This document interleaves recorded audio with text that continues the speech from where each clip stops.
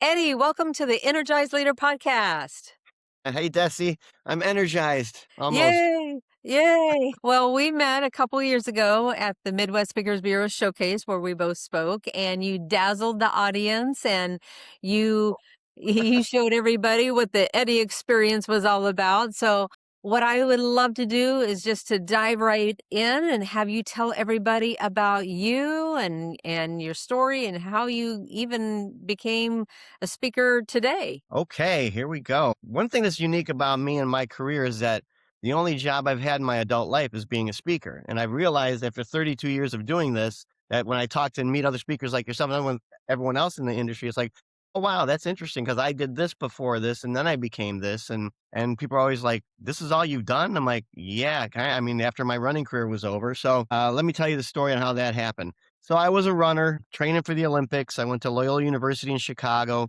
And I was the 169th American to break the 4-minute mile while I was there at Loyola. I was a 3-time Division I NCAA All-American, and I got asked to represent our country in a meet in my senior year in college to go to England and run against Great Britain and Russia. And at that event, I won. I won the gold medal. My jersey, I don't know if you can see it. There it is, jersey and the medal Yay! How right cool is there. that? That was my gold medal moment and wasn't the Olympics, but I'll take it, right? So it's like, but that was all leading me to the Olympics, trying to make that was the dream, the big goal. That's why I say to people all the time, it's important to have big goals and big dreams in life because they drag you along to other experiences that you would never have if you weren't in pursuit of this big thing you wanted to do. And I think we both know as doing what we do for a living that the magic is not in the destinations, it's in the journey. So you want to make your life the pursuit or in the living of your life, and not always just a pursuit, but the day-to-day living of your life, you want it to be something that is you're passionate about, that you feel alive and makes you feel like, okay, this is I'm on the right path here. And so that's kind of what happened with me. With it became a calling. The speaking thing was a calling because I never wanted to do it. I never thought of doing it. It was in my family. My mother was a great speaker. She was on public television on those pledge drives, and she spoke for many years. And my dad left his great job that he had and joined her, and he became a consultant in helping companies perform at their highest levels. And so What it was was your in mom's name? Mary Kay Slowikowski. Okay. Yeah, you can look her up. You'll see her she's on YouTube. And yeah, she was the one. There's 4 kids in our family. She was always saying to me that, Eddie, when your running's done, this is what you're going to do. And I'm like, no, it's not. I had no desire to be a speaker. I'm like, it never really hit me, but I was always a leadership personality. I was always the captain of the team. Literally at Loyola, I was named captain my freshman year. And so I was a captain in my whole stay at Loyola University because I just had that personality of, I guess, like the leader type. And Mhm. so throughout my whole life, that's kind of how I was. So I guess she saw that in me and saw like you can do this stuff. And I'm like, well, I don't want to do this stuff. I don't know what I want to do, but I want to get a gold medal in the Olympics. And so 92 comes along and 32 men made it in the 1500 meters. You have to qualify to get to the Olympic trials. And then you race until there's 3 left. And those top three make the team. And I wasn't the top 3. I didn't make the team. So that dream was now over. And now it's like, okay, now what? So I was running when I graduated college. I ran for Nike for a little while. Then Reebok gave me a great opportunity to be what's called a Reebok ambassador, but it wasn't enough money to really, I wasn't like a household name, obviously. So and back then, this is the early 90s, there wasn't enough money in it. So what am I going to do? Well, I was a communications major at Loyola University, Chicago, and there was an internship opportunity at the CNN office in Chicago. And so I went and I got that. So I'm like, okay, this is great. I'll be a reporter. Maybe I could do this with my life. 3 days into this job, I knew I can't do this job. It was it was soul crushing for me. It was like, because here's the motto in television news: if it bleeds, it leads. Okay. So that means we're looking for video of things we can shoot that we can show you teasers in commercials so that you'll tune in and watch their program because it is a corporate based owned channel. You know how it works. And so all that stuff. And so every day was like, okay, a tragedy here. This was in 92, Hurricane Andrew hit. in Louisiana, and we went down there and the devastation and things I saw, and I knew for me, I can't have my life be about this. I won't make it. I'm very sensitive, very emotional person. I go, this is not, and the people that can do it, I'm not knocking people that can't. That's a gift and ability to be able to handle that. But for me, it was like, it's not the right thing. And so now I'm stuck again. Now I don't know what I'm going to do. And my mom had a speech she had to give in Zion, Illinois. It was a high school leadership kind of academy where they brought in all these leadership teams from that whole area of the Chicagoland area. And she was supposed to speak on Saturday. I get a call on Tuesday that week and she says, I need your help. And I said, what's going on? She's like, I have the flu. I'm very sick. I have to give this speech on Saturday. I've called other speakers that I know. Nobody's available. I can't leave them in the lurch. You know, that's how our industry is. You can't leave them with nobody, not a few days before the thing. She's like, I need you to fill in for me. I'm like, fill in, do what? She's like, you have to give a 1 hour keynote speech to the audience. I go, what? Who's the audience? She said, 1,000 teenagers. I was like, oh my God. Like, are you insane? 1,000? I got to talk for an hour to 1,000. No, no, thanks. No, I passed. She's like, Eddie, I'll give you $500. I said, what time do I need to be there? I mean, that's literally how my career began. And so I said, what am I supposed to talk about? Now, at this point, I had won that gold medal. I had been a sub 4 minute miler. I did that race too. When I had my best mile was in Madison Square Garden. So I got to run in one of the greatest arenas in the world. So I had some pretty great accomplishments, but I wasn't a gold medal winner in the Olympics. I wasn't Michael Phelps. I wasn't some name that everybody knows. So I'm like, who's going to listen to me? And so she's like, trust me, you'll be fine. I go, here's a bunch of note cards of what you should talk about. And so I took the note cards. I go, Mom, this is you. Like, this is not me. I don't want to do you. I want to do me. And she's like, well, what does that mean? I'm like, I'll figure it out. Don't worry, I'll figure it out. So she's like, well, me and your father need to see what you figure out. You can't just go wing it. You got to be professional. I'm like, okay. She's like, well, come back on Friday, the day before, come back to our house and show us what you got. So I said, okay, fair enough. So I came up with the idea, and I understand, Desi, I'm doing this once for $500. This is not my life. It's not going to be, I just got to get through this one thing. So I thought it would be really cool in a speech because our family was always big into movies. We see movies all the time. Big movie family. Movies have a score. That's the music and the orchestration in a movie. And then it has a soundtrack of actual songs and things that really do what? They bring out the emotion in the movie, in the feel of it. So I thought, wouldn't it be interesting to have that accompany the stories I'm going to tell in what I do? And so I came up with that idea. And I'm like, and back then, this is 1992, the only way I could do it, because if I'm setting up the music to play underneath what I'm saying or to accompany what I'm doing, someone has to run the sound. Well, that someone has got to be me because no one's going to know what to do. So I had a cassette player. Now, why cassette? Because I had a remote about this big that can start and stop the thing when I needed it. And so that's literally what I came up with. And so I added music to some stories. I actually began the speech when I was 9 years old, standing on a chair, dreaming of winning an Olympic medal after watching in 1976 Edwin Moses stand on the podium and win his gold medal. And that was it starts with me standing on the chair in the kitchen and my mom walks in on me. So I actually play the Olympic theme. I run you through the whole thing like a 9-year-old. And at the end of the speech is the story of me winning the gold medal in England. And I'm standing on the podium. And my big line was, now, where have I seen this before? And it was like, so I bookended the speech with where it began and where it ended. And I had music playing with all of it. And so I did this for my parents and they were blown away. Now, my mom's always like, very positive, everything you do is amazing. So she was like, oh my God, that was great. But my dad is very critical. And he said, son, I've seen a lot of speakers. I've been in this industry for a long time with, conferences and things. I've never seen anyone do what you just did. Like, that was incredibly original. You had my attention the whole time. That was fantastic. I about to get emotional just thinking about it. It was like, wow, okay. So I knew I'll get through this hour, right? I'll get through it. It won't be bad. So, Desi, I can't even tell you. I can still remember the feeling. Aw. The next day, I'm giving the speech, right? And it was just a calling. It was like, my mom was right. You It's knew like, what you were supposed to do. well, and I say in my speeches, when I talk about this story, even when I don't, I say, hey, we all need people in our lives that help us see what we can't see yet. We haven't been open to it yet. We haven't touched it yet, but other people can see it, and say, hey, just keep going. It's coming.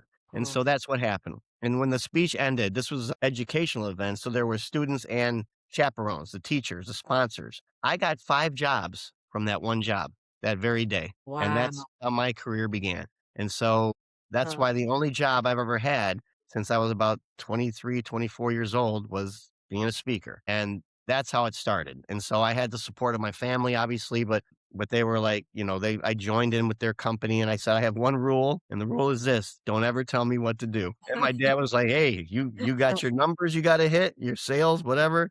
Long as you do that, we'll stay out of your business. You go run your own business. And so that's what I did. And I never once had to. Then I was able to make it work. And That then is COVID such hit. an And so incredible story of now I how have you one. started. I love that story. I mean, nobody else can tell that story. I mean, what a great story of how to start. Yeah. So You did that's where, you did pass by something really quick because I think it's just really something to zero in on, and that is the fact that you did break the 4-minute mile. I mean, if I'm right, you were like 169th person American to ever do that. yeah. So, I mean, I would love for you to say how did you accomplish that? I mean, how long had you practiced to do that? Well, that's what's interesting too in the world of in our industry nowadays. Yeah, I'm kind of losing your audio. You're cutting in and out. Okay, Can you hear me? I can hear you fine. Yeah. Okay. So you're having trouble hearing me? Yeah, it's kind of cutting in and out a little bit. Okay. All right. Well, we're gonna hope the best when I edit it. So let me ask that I'll go back and ask that question again. It's still doing it. Like you're even Really? you pause right now. Like you're pausing, and it's like, That is really well, we're weird. having so much trouble today. I know. I mean, like I said, I did podcasts all day yesterday and never had a Well, it snag must be at my all. fault. Well, Something not that something necessarily. that I've So got. all right. Well, we're gonna hope the best. So I'll ask that question again, and like I said, we're gonna hope it works. So all right. So I want to go back. Whoops! I just shook my table here. So I want to go back to something that you said earlier, and you just kind of went through and went on to something else, and that is that you broke the 4-minute mile. I mean, what a great accomplishment. What a great accomplishment. I mean, you're number 169th American to ever do that. Tell me about that. Yeah, it was much more of an accomplishment back then. Nowadays, it's happening like all over the place because of the technology and what they've learned about training and something called bicarbonate and all these things that have really enhanced the world and the performance of running. But back then, that was a much harder thing to do. Yeah, so it's interesting because my second book is called The 4-Minute Formula. And so because I was getting asked this a lot as a speaker throughout my life, like, how did you do that? And as you probably will attest to in our industry now, people are getting tired of platitudes and the same old stuff they're hearing because you know what? They're hearing it from everybody from life coaches to people online to people in the grocery store line to people, everyone now has got their platform and telling you these things where people are now more interested. What I've noticed is in a system. Tell Mhm. me and teach me a system for me to succeed in what I want to succeed at or what I want to improve upon. And so I started to ask myself, well, what's a system that I know? Well, I know what it took to break the 4-minute mile because I did it. And so how did I do it? And so I really began to examine like how that happened. And so I wrote my second book called The 4-Minute Formula, which is a 7-step guide to creating your best life. And it starts with, if I can go through the steps if you want, there's 7 steps in the formula. But this is what I teach a lot now because people, industries, companies, individuals, people want to know what's a strategy. I need a strategy and something I could adhere to that's going to help me. So you're seeing a lot of strategies out there now because that's Mhm. what people are looking Why don't you for. give them like 3 of the steps, and then that will entice them to go and buy your book to find out the rest. Okay. Well, I'll quickly tell you the 7, but then I'll explain 3. So the first step is, what do you want? It's that simple. You got to define what you want in life and in your career, in your relationships, and anything. What do you want? And if you can really hone in on, okay, this is what I want, and then now why do I want this? And if you can answer that and you answer it to a point that makes you feel passionate or alive and makes you feel good if this could happen, now you're on the right step. And it's a simple first step, yet it's a difficult one because a lot of people in life can't answer that question. And that's why they feel stuck. And I've been that person as life moves on. Sometimes you don't know what you want. What do I really want? Second step is called believe. I'm going to just tell you the 7 steps. I don't talk about the ones I want to talk about. Third step is identify the team. Fourth step is create the game plan. Fifth step is prepare for the pain. Sixth step is set the destination point. And seventh step is, now how do I help others get where they want to go? How do I serve the world? How do I give back? Awesome. So the 3 I want to talk about, I'll talk about believe, the second step. So once you know what you want, how do we actually begin to create it? Well, we begin to create it first and foremost by believing that it can happen. Now, we hear this a lot in our lives, got to believe in yourself, Desi. What's that goal? What's that dream? You got to believe it can happen. It's like, okay, great. What the hell does that mean? How do I know if I believe I can do this? Well, I began to study the brain as I'm writing this book. And the interesting thing about the 4-minute formula, it took 10 years for me to write this book because my life changed significantly in that time and the formula changed. I was like, I no longer believe what I thought I believed before. I have changed. I have evolved into this new way of thinking. And I even had 2 other children since that time in the writing of this book. And so that changed the whole thing. So anyway, so we hear this a lot, believe. So I began to study the brain. And because all the brain technology in the last 20 years has been phenomenal, what we're learning about the brain, And one of the things that was in there really caught my attention called the reticular activating system. Now supposedly it's called the filter to our conscious mind. Okay. From what the experts tell us is that 94% of our life is in the unconscious. Now, I don't know how they know this stuff. It's always interesting to me, like these numbers, like you have these many thoughts a day on this. And then I'm like, really? Like, how do we really know this? It's like, that's where you got to look at your own life. I mean, you got to just look at you. Don't worry about what the numbers are saying. Look at you and say, how often am I negative to myself? How often am I speaking, this loop going in my head? Well, learning about this reticular activating system, they really honed in on something that I believe a lot in because I used it as an athlete called visualization. And visualization is simply, all right, if this is what I want, can I visualize myself there? Can I actually see this happening in my life? Now, here's a great example of where it wouldn't work. I love playing basketball, Desi, and I would love to be able to dunk a basketball. Now, there's no way in hell without a trampoline and I'm dunking a basketball. So I can't even visualize myself dunking a basketball. So that's an example of like how it wouldn't work. I mean, I just know it's a pipe dream. It will never happen. Now, the things I want to do, can I see my life there? And can I try to experience what it would be like if that happens? Like, what would it feel like for me? What would happen? What would change in my life if that would happen? What would improve in my life if that would happen? What would I be letting go of if that would happen? And when you start to really try to immerse yourself mentally into that place, and we did this a lot as a runner. I mean, you know how many times I ran the 4-minute mile in my brain before I ever did? I mean, I ran that race over and over in my mind over and over. And, so when you're there, you've kind of already been there. You've rehearsed it. It's almost like a rehearsal. And so here's what it says, the reticular activating system, when you are able to really do this and visualize your future, you are building a conscious bridge from here to there. You're building the belief. Now, why is this so important? Because we all know just imagining it doesn't make it real. Okay. It doesn't. But here's what it does do. And I really do believe this. If you really believe this can happen, you're now motivated. You're energized to do what? Take action. Now I got to go do it. I got to do the very things that's going to create this thing. And in the doing is where the evolving happens, where the transformation begins to happen. And it might not fully happen. How many dreams have you had that have never come true? A lot, right? There's a lot. But some have, right? I bet if I asked you, I bet some of your dreams have come true. Some of mine have. But it's the pursuit. It's the belief that I can. That changes everything. It changes the way you're living today, in this moment.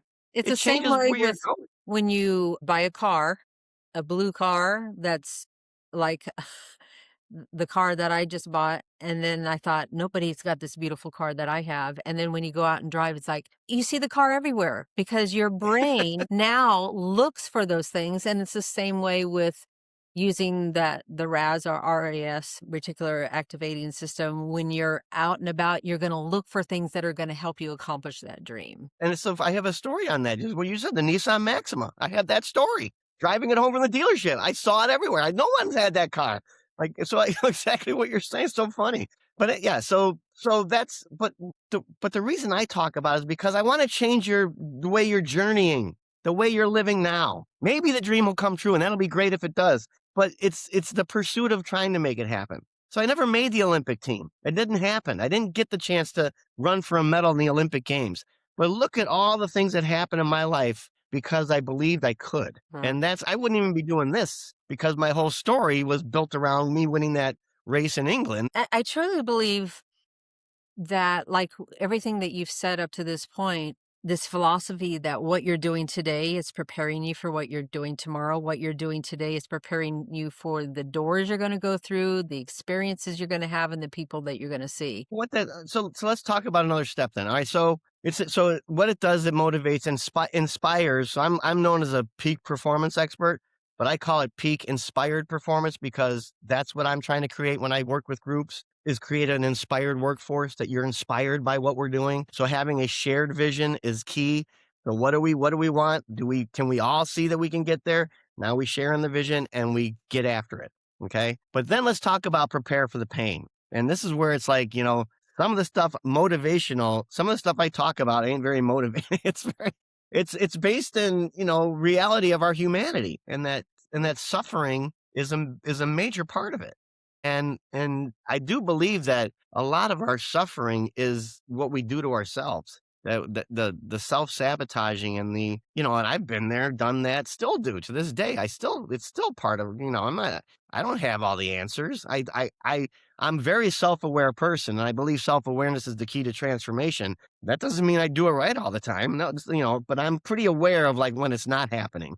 And so what I got to get to the bottom of, okay, why is that? What is stopping me from living the life? And to me, as I'm 58 years old now, it's like, it's not so much about these goals anymore. I try not to even teach that. Like I said, I try to teach the day-to-day journey is what matters Mm. because I really believe it's about being in this moment, like trying to live a good life today, like right now, because this is what I got and trying to do the things that I need to do for myself that will allow that to happen because I'm probably the one that's stopping that from happening more than anybody else is. And until I learn to take accountability for myself and responsibility for how I'm feeling today and what I'm doing or not doing, n- not much is going to change in my life. And so it is. It's a day-to-day thing. And it's not always easy, and maybe it's not supposed to be. I don't know.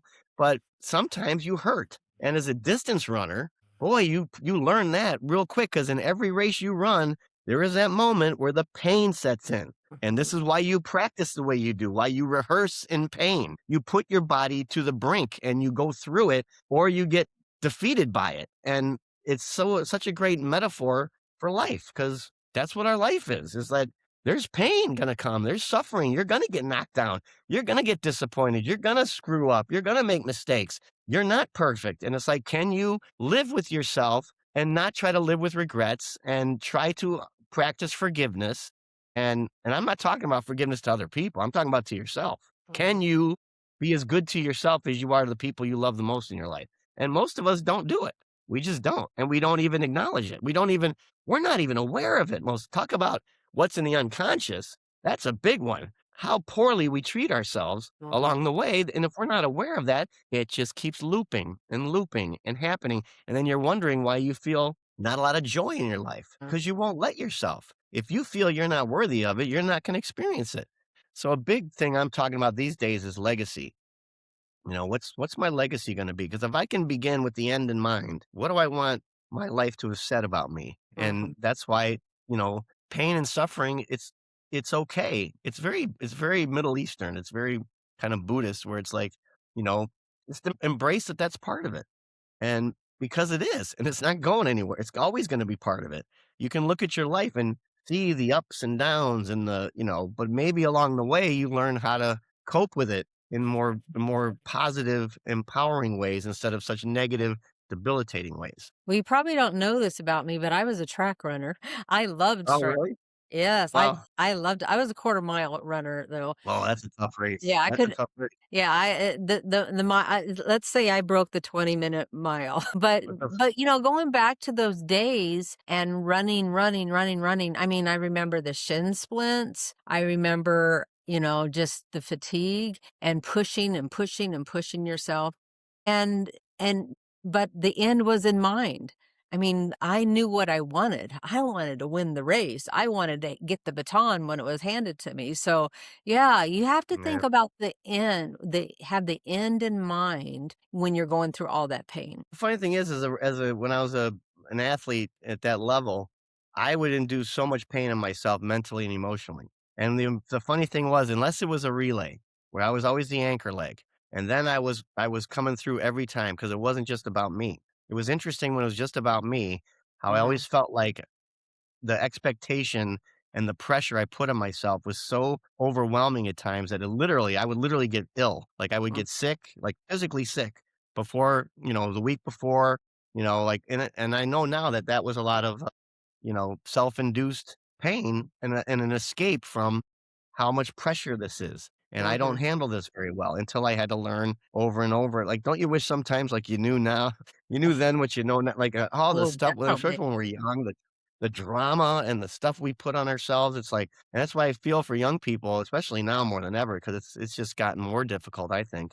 And I've Yes. got 4 Uh, kids, and so, but yeah, so that was that kind of pain, but the pain can really be transformative, and that's what to know that, and it's so easy to say this stuff when you're not in the middle of it, and mhm. that's why you better have your people there, your support network, who's gonna help you through this because nobody should do it alone, and when you have those people you can count on, that's part of what prepare for the pain means. Preparing for it means, "Okay, who do I have ready for me when life kicks the crap out of me and when I Mm, just feel so down on myself or, yeah. who do I have in my corner?" Because you gotta have those people in your life Yeah. that are gonna always be and you gotta be that person. And that's the segue into the 7th step, which is the most important in my estimation is now how do I help you make your life what you want it to be? How do I serve this world?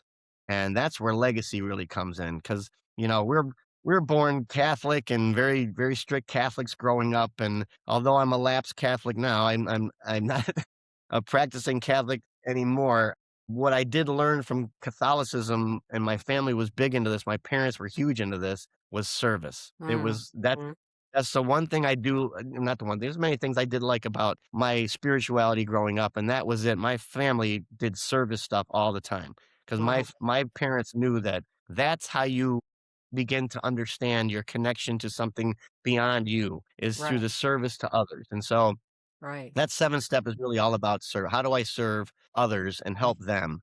uh-huh.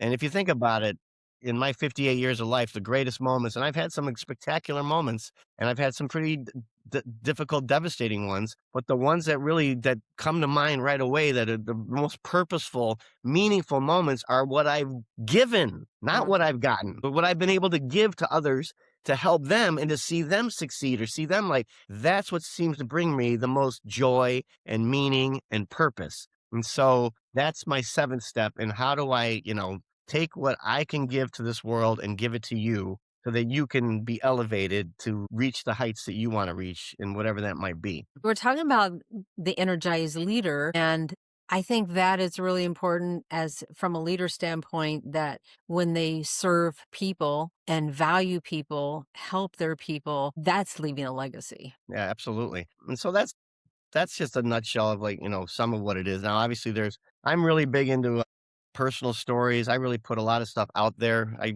pretty much only mostly talk about me, my life. I know no one else's life. And I think that people really like, resonate with it because it's like, I'm talking about, that's where I'm very credible is in my own experience. And Mm, so as a speaker, I try to really get really raw and real with you about my own life and things that I've been through. I take people through some stories where it's like, you can hear a pin drop the moment I mention it, I'll open it because they're like, "Whoa, he's talking about what right now?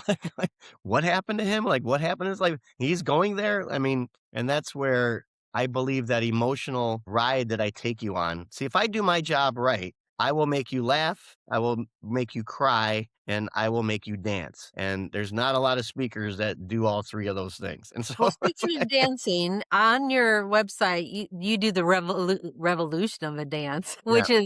which is amazing, and, boy, if we had time, I'd have you stand up and do a little dance for me.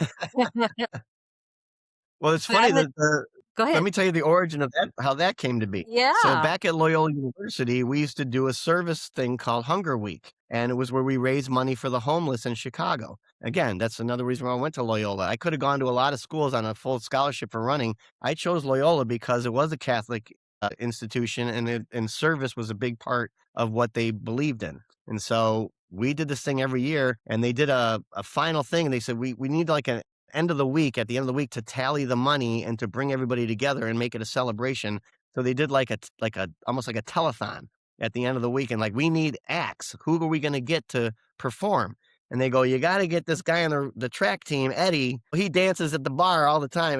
He's amazing. He can do Michael Jackson. He can do like, he is so great at get him in the show. And so they approached me like, would you be on our show and like do some sort of dance something? I said, okay, let me think about this. I'm like, yeah, let me get my teammates involved. And so I created, it's so funny. Like, I know there's the evolution of dance, and that came way after what I'm talking about. I'm talking, this is 1980, 87, 88, 89, every year I did it, and it would change every year. So I thought, okay, I'll come out as Michael. Then we'll bring in Vanilla Ice. Then we're going to bring in MC Hammer. Then we're going to bring in U2. Then we're going to bring in, and all my teammates played different roles, and I was part of every bit of it, and I choreographed the whole thing. And so that's where that idea came from when I started dancing in my speeches, because I was doing that well before I was a speaker. I was doing these dancing things. And so that's kind of how that got incorporated in what I was doing. And then years later, I saw my friend Judson Lapley did the evolution of dance, and I was literally in that audience when he did that one that's viral, and I was doing the same thing, very similar thing, without ever knowing who he was, never seeing him before. I'm standing at the NACA conference the moment he's got the Orange Crust t-shirt that you see online. I watched that live, and I was like, you've got to be kidding me. This is exactly this thing, not exactly, but the same concept of what I'm doing. It's like, and then Judson came out, we met each other at that thing, and I was like, that was amazing. That was, and it became this huge. That's why I Viral. call mine Revolution, because I didn't want to, the only thing I do the same, because I believe it's the integrity of like, you shouldn't steal, but I was doing the same thing. You should never steal what someone else is doing. The only thing we do the same in our two dance routines, at least back then, was Michael Jackson. But I was doing that in everything I was doing. So I do have Billie Jean in there for one of the things, but every other song I made sure like, well, I've been doing the same thing, but I don't want anyone to think I'm taking from him. And so I try to do all different things, but those personal things that were in your life, how they get incorporated in what you do, makes it more genuine, authentic, real to the audience. And especially when you have a story like that story behind, oh, how did that come about? How did you start dancing? Like, well, because I've been doing this my whole life, and and You this did a became pretty part good of what I do. Napoleon Dynamite imitation. Yeah, I don't do that anymore. That's been gone for a while, but that's back then, that was, Yeah. that was Yeah, a great way to end it. I mean, that was pretty good. it's changing. It's changing as the years go by. And then the audience, if I'm with adults, it's a different version than if Depends. I'm talking to students. Yeah, Yeah. it changes based on who I'm with. Yeah. Well, we're going to end with one fun last question. So here you go. Is there a favorite movie, book, or gadget that you've seen or purchased in the last month or two? There's a great movie, we just watched it the other night for probably the 5th time, and me and my son, and, I told him I was playing. It's a movie called Sing Street, Sing, Sing Street, and it's based on, an Irish family, because 'cause I'm half Irish, and, my mother's all Irish, back in the '80s, about a boy who's struggling. His family's splitting up, and he's gotta go from private school to the actual public, school there, and it's really rough, and how his life is changing, and how music plays a role in him finding his purpose and his passion, and his older brother being part of that. And it's just a great movie called Sing Street. You wanna be inspired, you wanna have a good time watching a movie, you wanna be crying at the end of it because you're moved, and you're inspired, you're moved. Those are the best. I always say to people, that's as a speaker, you'll probably may attest to this. The hardest thing to get an audience to do, if you can do it, is get them moved to tears because they're so inspired. Not they're sad. It's not a sad story that makes you cry, but tears like that. When I was telling the story about my mom and dad earlier and how it comes to you, like Mhm. that move to feel something so deeply that the tears come. And that movie will do that at the end for you. So Well, I'll check it make out. sure It's I a put movie that. not many people know about. Yeah, I'll make sure I put that in the show notes, and I'll put how people can get a hold of you and your book. What was your first book? A Life Ride.